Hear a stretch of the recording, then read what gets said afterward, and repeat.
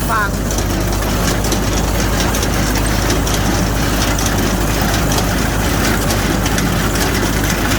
สวัสดีครับยินดีต้อนรับทุกท่านครับเข้าสู่ช่องรถดำเซมิจอดเนี่ยแบบนี้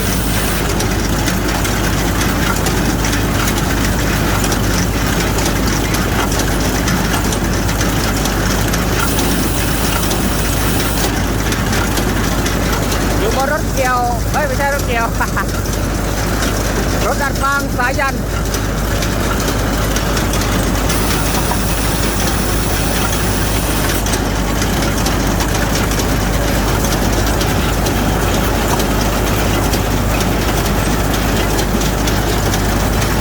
บรรยากาศบนรถครับ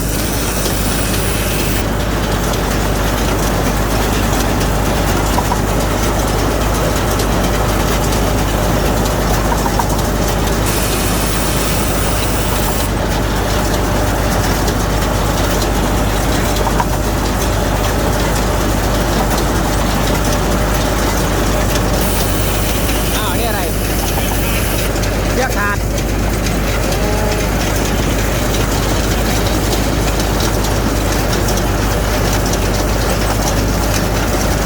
อ๋อนี่เชือกมันเนี่ยเชือก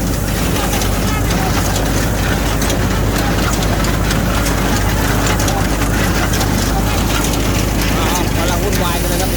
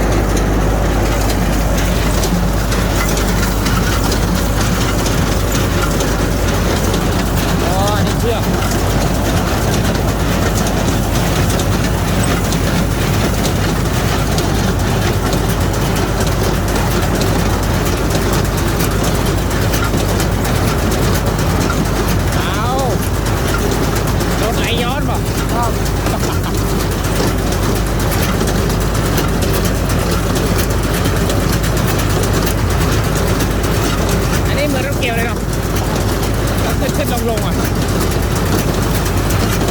โอเคครับไม่ค่อยเป็นเลยก็หนีความจะน้ำ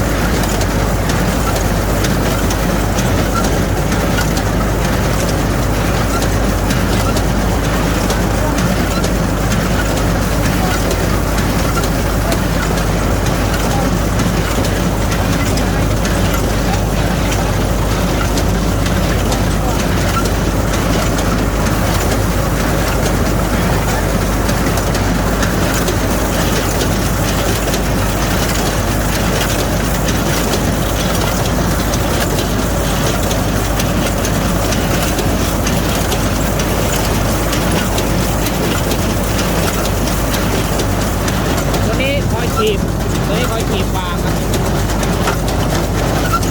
มีระบบตัดเชือกตัวนี้คอยหักขีบวาง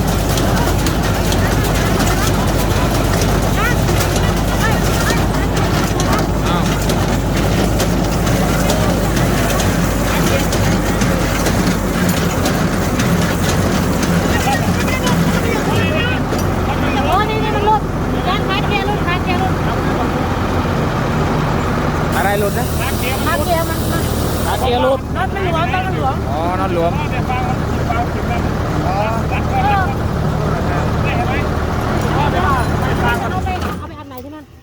ไอ้พวกที่รวมได้เอาไปอัดใหม่ที่นั่น ไหนตัวไหนหลุด นี่ โอ้นี่หลุด เลย นี่ มา นะ กูจะดูไอ้เชือกมันตัวมันไม่มัดมันแค่มันไม่มัดหนึ่งเส้นไง เป็นไอ้นั่นพวกนั้นมันตก ต้องดับเครื่องก่อนเพื่อความปลอดภัย เอาอันนี้นะ โอ้คราวนี้จวดแล้วนะ หึ จวดแล้ว โอ้น็อตคลายใส่น้ำปลา อยู่เลย นี่ต้องใส่ สนิมขึ้น ต้องใส่ตัวเมียอย่างนี้นะเนี่ย ต้องใส่กันคลายไหมหรือยังไง ตัวเมียที่มีไอยาข้างหลังอ่ะเขาเรียกว่าอะไร ที่มีคนบอกให้เตะน้ำลายใส่ อีเยจะนะ เห็นไหมโอ้ยพอใจได้มัน เอามาเรื่อยๆตรงนี้แหละโอ้อันนี้เอาเล เฮ้ย ย เดี๋ยว เหลือกี่ร่องนี่ เดี๋ยวเราเอาไปอัดที่นั่นวางโยนเรือตรงนั้นแล้วก็อัด เอาไปอัดใหม่ อืม นี่ถ้าขาเขี่ยมันไม่ถึง เหลืออีกร่องเดียวไหมเหรอนี่ กี่ร่อง เขี่ยมันไม่ถึง แค่นี้ แล้วก็ตรงนั้นนิดนึง มันจะเป็นอย่างนี้แหละแต่ถ้าขาเขี่ยมันถึงมันก็นี่สวยงาม ดีแล้วมันไม่หาย พี่ว่าหายได้เมื่อกี้ สอง พี่มงคลมาหายตกใจเลย มันไปอยู่ด้วยกัน แต่ว่ามันไปอยู่ตรงไหนวะ พี่มงคลมันหายไปเลยว่าโอ้โหนูเอิญก่อนเลยเนี่ย เรอเลยอะเมนพูดไทยเนาะ โอ้แต่มันน้ำตันแล้วมั้ง ทำไมพี่ มันดูดมาเต็ม นี่ต้องเป่าทุกวัน อ๋ออันนี้ก็คือแบบขามันเกี่ยวไว้นู่นเนาะ จ้า เกี่ยวไว้นู่นไอ้ต้นก็อัดเข้า ถ้าจะได้รวมๆมันจะไปตัดแล้วก็อัดไปทำเอง เอาไปต่อไปต่อ ไปต่อ ไปต่อ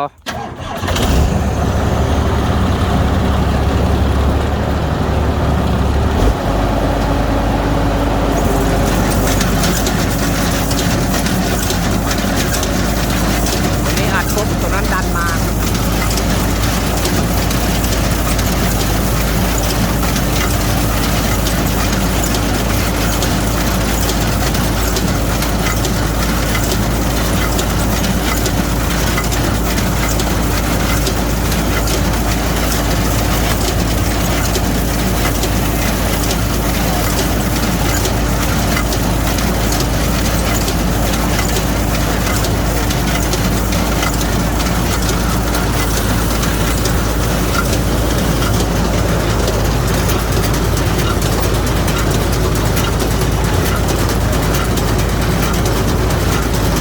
ดีกว่ารถเกี่ยวเยอะเลยว่ะ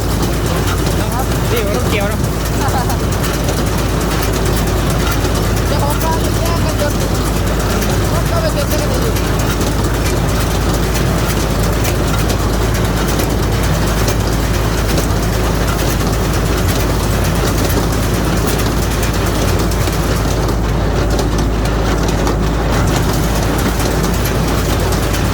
ยิงลมเลยว่ะ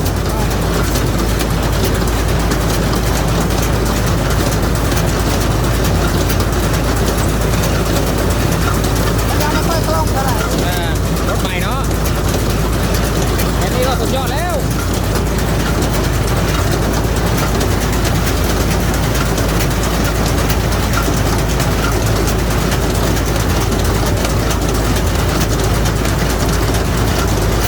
ถ้ามีไฟ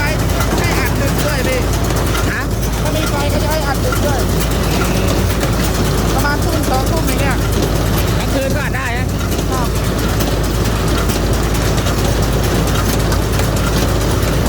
งานเยอะก็รถเกี่ยวอีกครับพี่ ขายรถเกี่ยวทิ้งเลย ขายแล้ว ก็โอ้ มันก็จุ่มเอาน้ำหมดเลย แต่มันยังร้อนอยู่นะ มันเข้าตู้ไม่ทันหรือเปล่า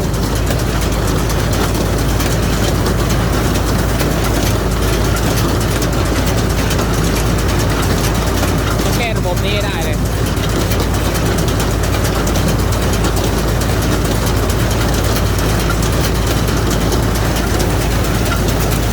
เมื่อวานก็ย้อนแต่มันติดเลย อ๋อ ก็น่าจะค่อยติดเท่าไหร่ วันนี้ถือว่าโอเคกว่าเมื่อวาน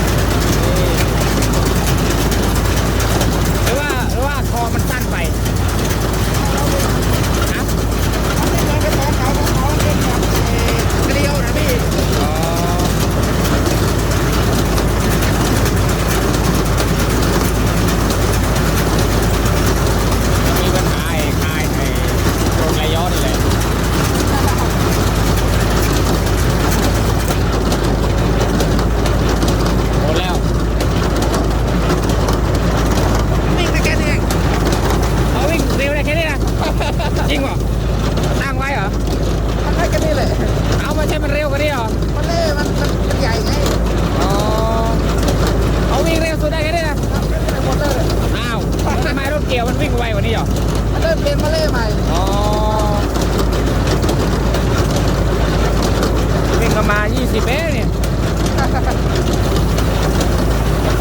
ความเร็ววิ่ง20 กิโลเมตรต่อชั่วโมง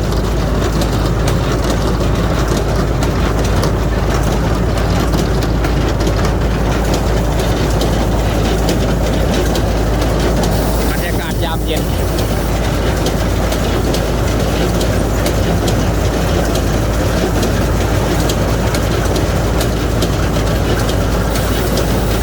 คนยกให้ยังไงก็ละบาทหรอ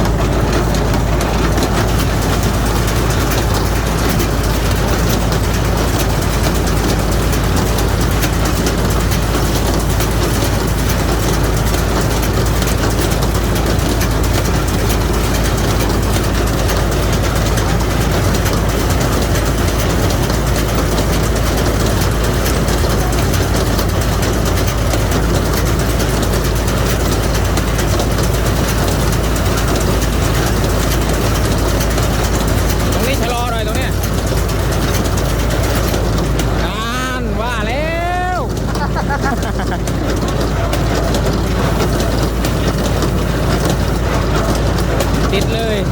กินคำใหญ่เกิน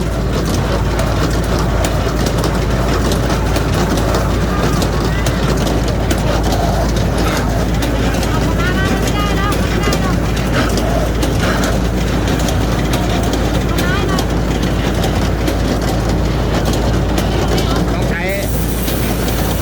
แจกม้าถ้าใส่ตัวคลายได้มันก็ดู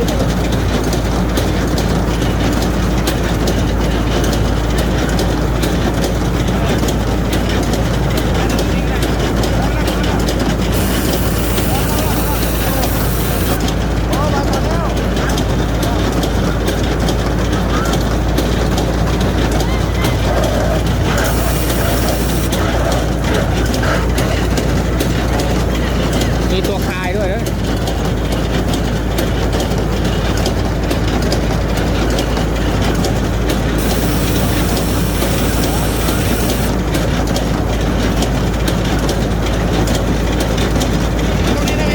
ฮะ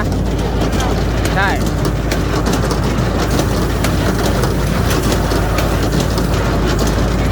ไปวางหนาเหมือนข้าวหนาเลย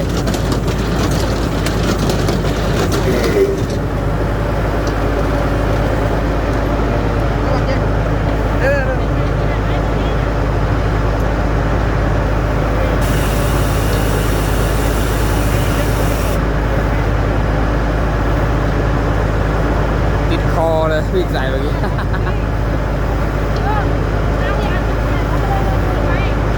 ไม่มันติดตรงนี้เลยนั่นแหละเป็นน้ำที่อัดตรงนี้เลยไม่ติดตรงคอไม่ใช่เหรอติดตรงคอไม่ใช่เหรอนี่เนี่ยติดตรงนี้แหละด้วยติดหลายที่เลย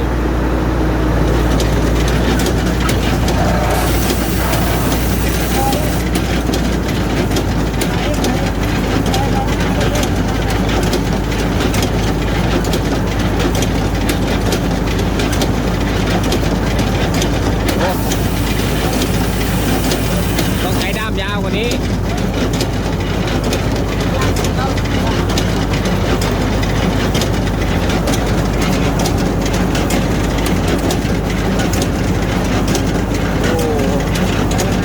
ใช้คนแรงเยอะหน่อย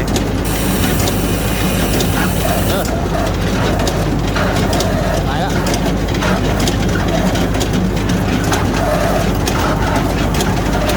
ไปแล้ว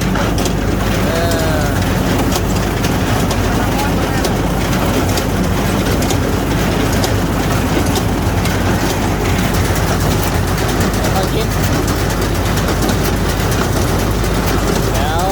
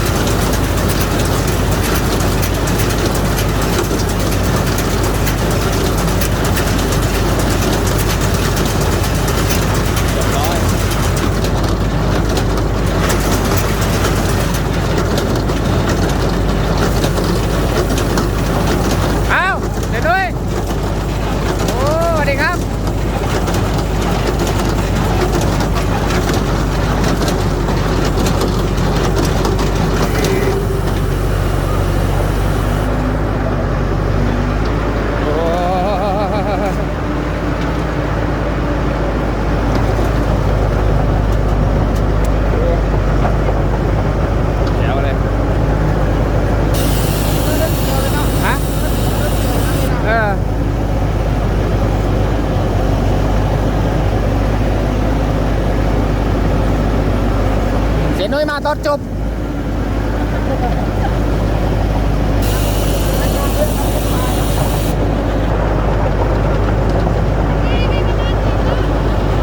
ตรงนี้นี่ปีที่แล้วทีมงานนครปฐมมาอัดครับทีมงานอะไรนะจีอะไรนะผู้หญิงอ่ะ งานผู้ใหญ่เล็กเกหรอน ครปฐมอ่ะนี่แหละ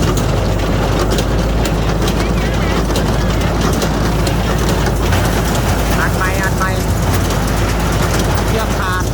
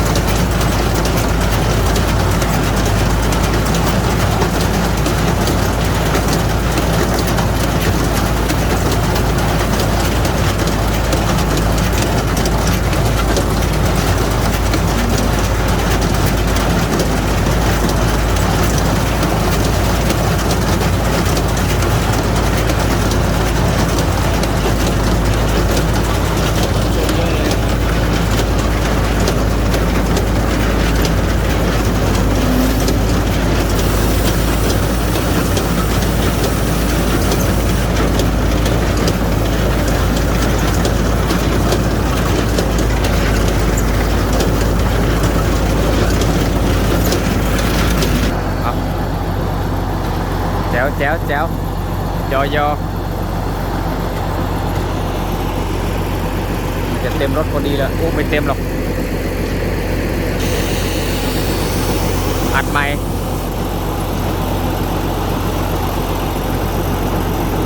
เชือกขาดอ่ะ